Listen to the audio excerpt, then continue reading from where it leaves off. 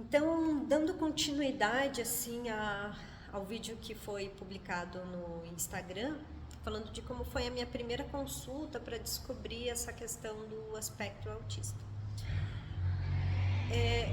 Primeiro que eu saí assim um pouco esgotada da primeira consulta, porque me fez relembrar várias coisas. Não que eu não quisesse relembrar, mas é um desgaste grande na mente para a gente poder recordar e lembrar de situações para ajudar o profissional a trazer um diagnóstico seu. Então, assim, nessa primeira descoberta com relação ao autismo, por que ele foi surgindo? A minha filha, ela tem ficado na minha casa por um tempo, a minha filha mais velha, e nisso ela começou a falar assim: mãe, você tem muito aspecto de autista. A forma com que você fala, as coisas que você faz, como você age no teu dia a dia. E sempre que eles traziam uma piada ou faziam um sarcasmo, alguma coisa assim, eu nunca entendi. Então, muitas vezes a pessoa traz uma piada para mim e eu dava risada porque estava todo mundo dando risada, mas assim, na minha mente aquilo lá não fazia sentido e não faz sentido para mim, né? Então, isso foi trazendo assim um pouquinho mais de evidência ali, porque eles falavam: você não entendeu, né, mãe? Eu falei: não entendi bulhufas do que vocês falaram. Então, aí foi surgindo essa questão do autismo, dessa falta, talvez, quem sabe, de compreender aquilo ali, né? Eu sou uma pessoa assim que eu sinto, as minhas emoções, elas são muito intensas. Elas passam de um nível mais sutil, mais delicado, para um nível bem extremo.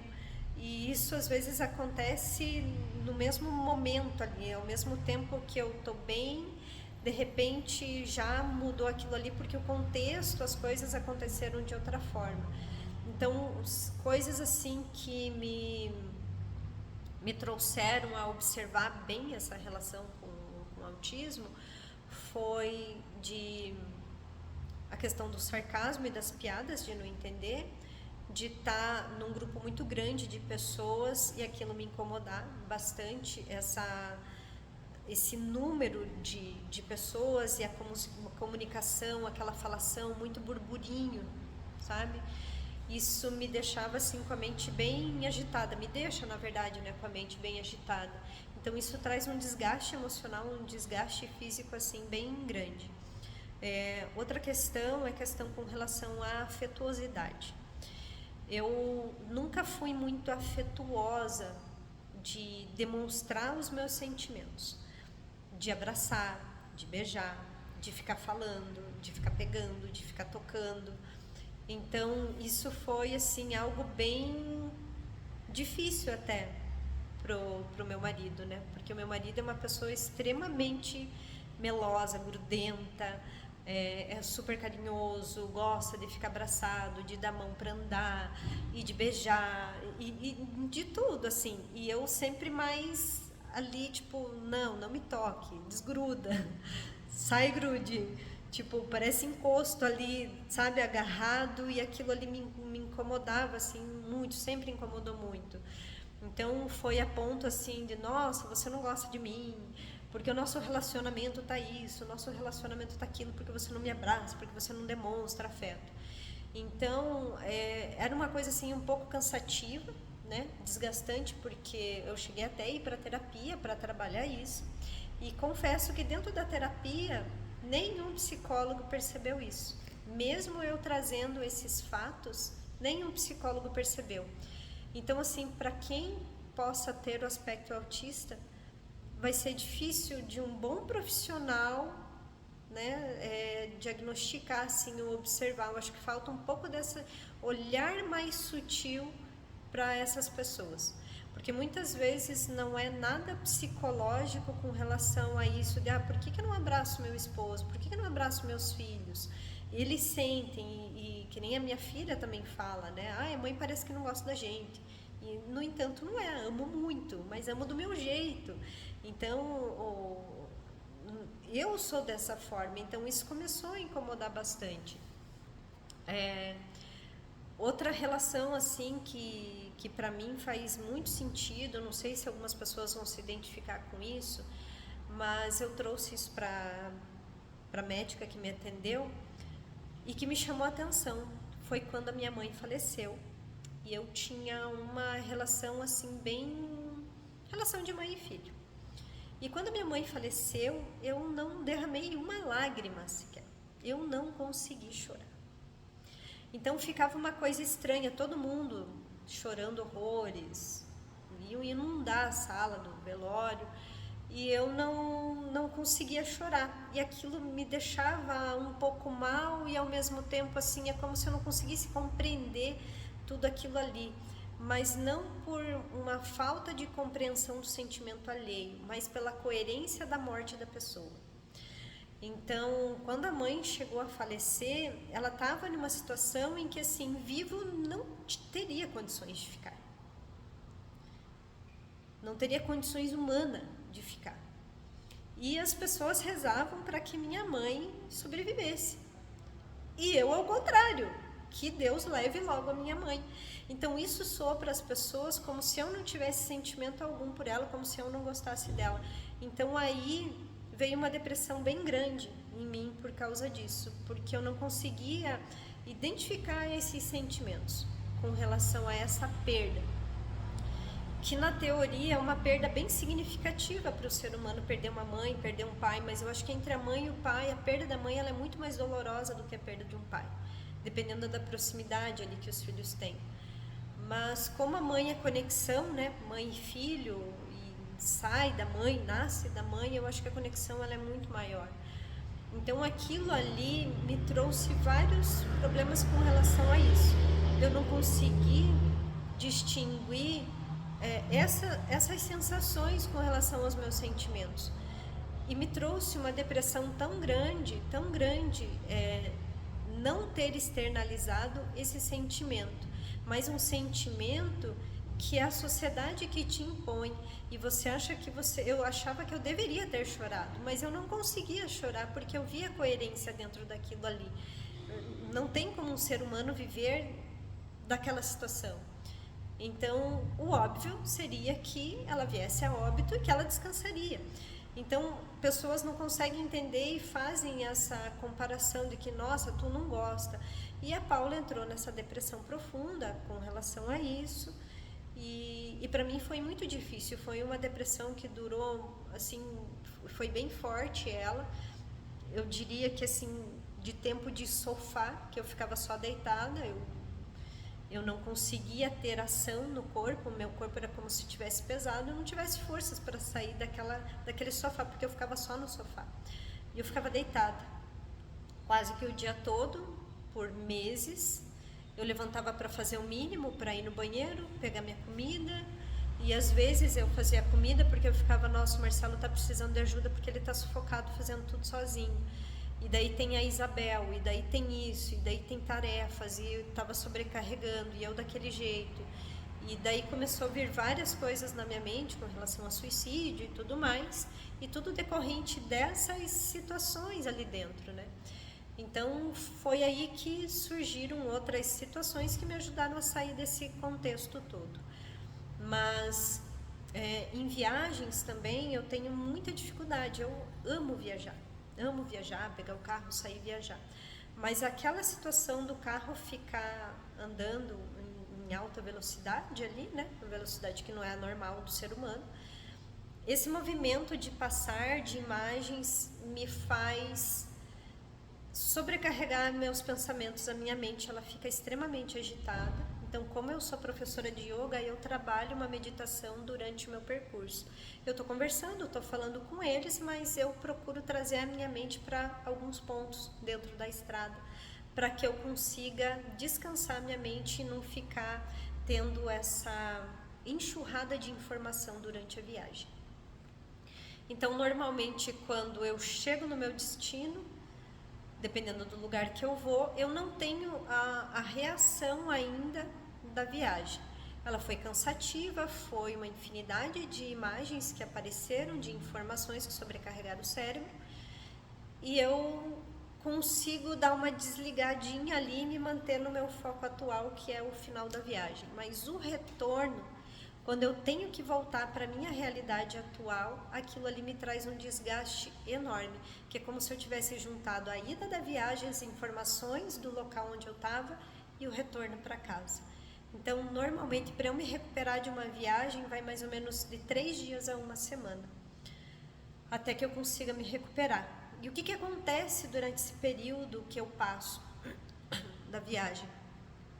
Meu intestino solta muito, ou ele acaba ficando preso, eu fico bem constipado, o abdômen fica enorme, enorme mesmo, parece que eu tô grávida de 6 meses. E até que eu consiga colocar tudo aquilo ali para fora, vai mais ou menos isso, de 3 dias a uma semana, isso com medicamento direto. Então eu faço uso hoje de ansiolítico. O ansiolítico ele é bem pequenininha a dosagem, é de 5 miligramas, e ele me ajuda a manter esse controle. Mas ele só me ajuda com essa dosagem porque eu faço as práticas de pranayama, que são as técnicas de respiração, e as práticas de yoga. Só que eu só fui descobrir o quanto a prática de yoga me ajudava no controle da minha mente quando eu estava no momento de depressão após o falecimento da minha mãe, que foi quando eu encontrei o yoga, que foi quando eu comecei a fazer as práticas e comecei a me acalmar e sair do quadro depressivo mais intenso. Então, uma pessoa com esse aspecto autista, principalmente descobrindo na minha idade, que eu tenho 46 anos, ele vem como um alívio, que nem eu falei no vídeo passado. Ele vem como um alívio, porque assim, parece que você está se conhecendo, sabendo quem é você realmente. Porque até então, a impressão que dava é que eu não sabia quem eu era, como pessoa, como ser e tudo mais. Então eu sempre procurei me encaixar em vários grupos dentro da sociedade, mas grupos dos quais eu não me sentia bem, por vários aspectos que eu não gostava. Até que no momento que eu conheci o yoga, eu fui me encaixando entre alguns grupos dentro do yoga, do qual eu fui fazendo um número de amizades ali dentro, do qual a gente parece que tem a mesma ressonância ali e eu consigo ficar com essas pessoas. Então, quando eu fujo desse contexto do qual me traz segurança, que é com essas amizades, que eu vou para um outro contexto social, ele me desestabiliza. Por várias razões, vários motivos, os mesmos assuntos, o autista, ele está sempre falando, fazendo as mesmas coisas, ele bate muito nas mesmas teclas, as mesmas músicas, o mesmo tom de música. Por isso que às vezes só escuta um determinado tipo musical ali, não consegue se abrir tanto para outras coisas, para outros sons. Por mais que eu seja eclética com relação à sonoridade, essa sonoridade eu fui percebendo, eles têm um mesmo tom ali. Então fazem com que eu aceite outros sons, mas eles permanecem com os mesmos tons, os mesmos toques mais ou menos ali. Então isso ele me traz segurança. Então eu estou sempre procurando locais onde eu me sinto segura. E a solitude é algo assim que desde criança eu sempre gostei muito. Eu sempre brinquei sozinha como criança, tanto que eu reclamo assim com a minha filha. Como que ela não conseguia brincar sozinha, sendo que eu era criança, eu brincava sozinha. A minha imaginação ia longe, realmente a minha imaginação ela vai longe. Tanto que eu amo fazer a Shavasana guiada, e na Shavasana guiada eu deixo que a minha mente nos leve assim para lugares absurdos dentro da minha mente, encaminhando o meu aluno na Shavasana, que seria como se fosse o Yoga Nidra ali. Então eu consigo me colocar em determinados locais que eu gosto ou gostaria de estar, e eu consigo visualizar com completa perfeição cor, modelo, forma, até o cheiro do lugar eu consigo associar dentro da minha imaginação ali, na condução dessa Shavasana guiada do Yoga Nidra. Então, esses são alguns dos aspectos. Então, como eu falei, eu estou me sentindo um pouco mais livre, apesar de ser a primeira consulta só. ela já foi algo que me abriu assim bastante o leque ali dentro, sabe? De saber quem eu sou, de trazer esse alívio de conhecer a Paula realmente de verdade, porque eu era uma pessoa que eu não sabia quem eu era, né? E ainda mais descobrindo nessa idade, então muitas mulheres acabam se separando, divorciando, o marido não consegue ficar junto, a família não consegue ficar perto, tem problema às vezes com os filhos, né? Problema de ter ali um núcleo de amigos, às vezes até dentro da área de trabalho, na escolaridade. Então é uma série de problemas e fatores que vêm interferindo nisso. E quando você descobre isso na idade que eu tô, de 46 anos, ele assim, ufa, eu não era normal, né? Eu não era algo tão distópico assim da sociedade. O meu normal é isso. Meu normal é isso. Então, assim, outra coisa que eu achei engraçado foi uma pessoa me mandar uma mensaginha falando que, eu acho que como que faz esse teste e tal? Dela, mas eu acho que eu não sou autista, porque eu sou uma pessoa que faz muitas coisas, né, hiperdotada. Mas o autista, ele não deixa de ser hiperdotado. O autista, ele tem várias superdotações. O autista, ele não é uma pessoa desprovida de inteligência, ele não é uma pessoa que não consegue assimilar ou fazer as coisas, estudar, aprender. Ela tem mais dificuldade por ter um pensamento muito mais acelerado do que o normal. Então, enquanto uma pessoa ela está observando um negócio, eu já observei tudo, aquele contexto geral. Eu consigo descrever cada coisinha minuciosamente. Então, isso faz com que essa mente seja mais agitada. Então, em épocas escolares, eu tinha dificuldade porque eu já estava lá na frente, mas eu não entendia o porquê daquilo ali. Então, isso dificultava também um pouco o aprendizado. Então, ele funciona dessa forma. Isso não significa que todos são e que eu ainda realmente possa ser, mas isso responde muitas questões assim da vida do ser humano. Então, eu diria que isso é normal, não é uma normalidade, e que descobrindo isso dentro da minha vida, dentro da idade que eu tô, vai ser esse alívio. E eu espero assim estar podendo ajudar de coração as pessoas que estão tentando descobrir isso, e muitas vezes entender seu próprio filhinho, que às vezes grita muito e você não sabe por quê. Às vezes ele tem dificuldade na escola, em fazer amigos, é uma criança mais hiperativa também, que não consegue ficar quietinha.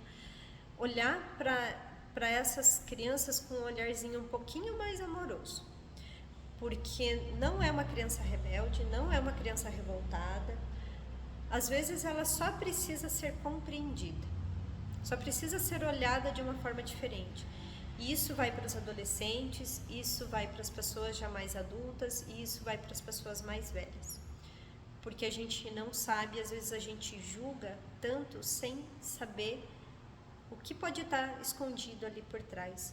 Então, se tu tem a oportunidade de fazer esses testes, ir atrás, conversar com o seu psiquiatra, ou se o teu próprio psicólogo te indicou para fazer esses testes, faça, não fique com medo de descobrir que você tem alguma coisa, né?